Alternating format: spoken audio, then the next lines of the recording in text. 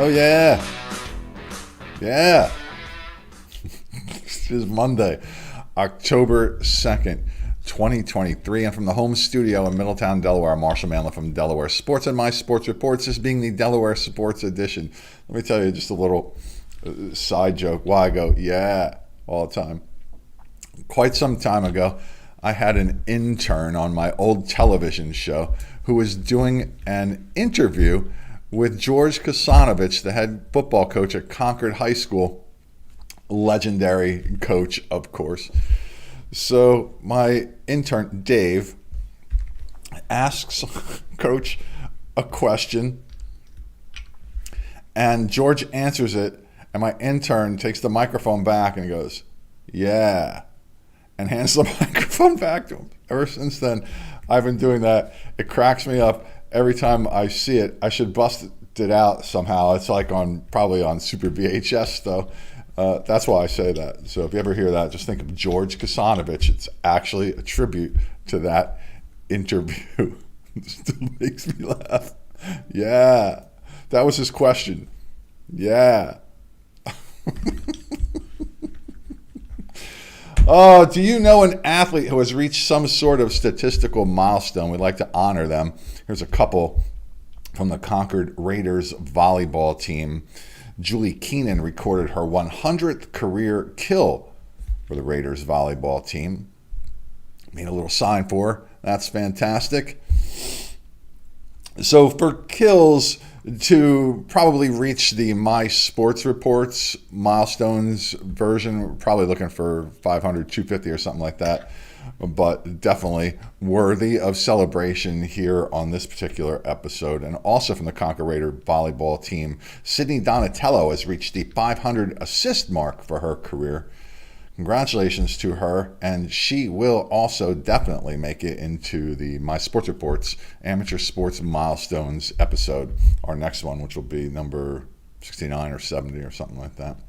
From field hockey action from Saturday, Cape Henlopen improves to 7-1 with a 4-0 shutout of Tower Hill.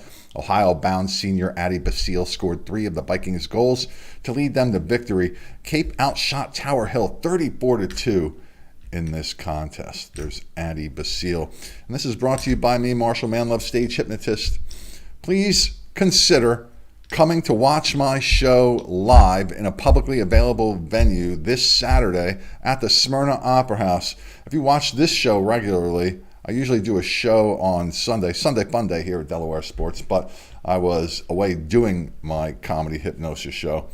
And let's face it, I don't have many years left so I can stand in front of an audience with the mental and physical ability to do so. As we can tell, the mental ability is going way down week after week. You can see evidence of that. But once I realize I can't charge money to stand in front of people to do that, I won't be able to do it. So we don't know how long that's going to be. So come see my show October 7th, Smyrna Opera House. And thanks to Jazzercise in Newark, Middletown, and Elkton, Maryland for helping promote the show. So I'm going to help promote them whenever I can. And back to the action here. It was St. Mark's beating Sussex Tech 7-0. All-Stater Katie Hannock found the back of the Ravens' cage 3 times for the Spartans, who are 6-1 on the season. And we had a conversation with Katie Hannock and her older brother Matt last season. Just check our video platforms for those interviews and meet this kid. She's a great kid. Look, they're all great, but I'm talking about her right now, so I'm saying she's a great kid. Yes. I know your kid's great too. A lot of great kids. I meet them all the time. But I'm talking about Katie Hannock right now. Let's see, what else happened there? Laurel beat Delmarva Christian 5-0, and Wilmington Friends blanked Archmere 1-0. In football from Saturday, the Quakers needed overtime to fend off a strong Brandywine Bulldog challenge to the defending champions. Friends wins 38-35, with both teams scoring touchdowns on their first possession in overtime. Kate O'Connor kicked a 27-yard game winner. Andrew McKenzie rushed for 108 yards, returned a kickoff for a touchdown, and threw for 159 yards and 3 touchdowns. Whew, that was busy. Brandywine's Krisden Wright threw 1 touchdown. He had 139 yards and 3 touchdowns on 24 carries. He also had an interception and 7 tackles. Jason Hughes had 6 receptions for 90 yards receiving for 1 touchdown. Yeah, and 2 interceptions for the Quakers receiving there twice. There's Jason Hughes. St. Elizabeth beat Glasgow 58-22. Senior Gavin Andrews had 4 touchdowns and rushed for over 100 yards for the Vikings, who improved their record to 2-2. Shortly, we will announce the Delaware Sports Athletes of the Week for September 30th. Stick around. It's coming up pretty soon. Conrad beat St. Andrews 40-21. Gabe Welsh threw for 4 touchdowns and ran in another for Conrad. The Red Wolves victorious. Howard beat Lake Forest 38-30. R.J. Matthews completed 14 out of 24 passes for 392 yards and 4 touchdowns for the Wildcats. He also rushed 6 times for another touchdown. Jamal Johnson led the team in receiving with 6 catches for 190 yards and 3 touchdowns. Robert Kelly had 3 catches for 107 yards, including the game-winning 80-yard touchdown in the fourth quarter. Aiden Young had 28 carries for 130 yards and a touchdown for the Spartans. There's R.J. Matthews. In other scores, Charter beat Christiana 21-0. St. George's by 1 point, 20-19 over William Penn. It was Mount Pleasant 40 and Newark 38. Del Castle ran over McCain 52-0. Polytech beat First State Military 35-6, and Dover beat Salesianum for the first time in 35 years 27-16. That was the score that was unreported from Friday, but then was reported in time for Saturday, so we included it. Here's soccer scores from Saturday. Laurel beat the Salisbury School in Maryland 1-0. Aspira over Woodbridge 1-0. Cape over Cape Fear in North Carolina. A little away trip there for the Vikings 2-0. Delmarva Christian 3-2 winners over Seaford. It was Concord shutting out William Penn 1-0. Del Castle 1-0 winners over Dover. It's a tough Dover team down there because Del Castle's tough and undefeated.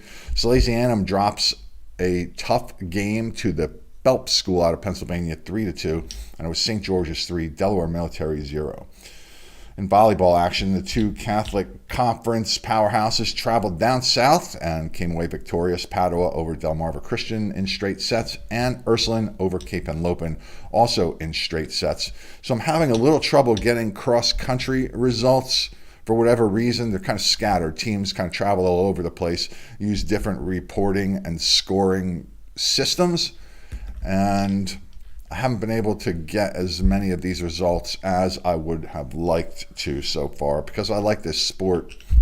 I like talking about it because it's so difficult, and I admire the kids who compete in this particular event every year.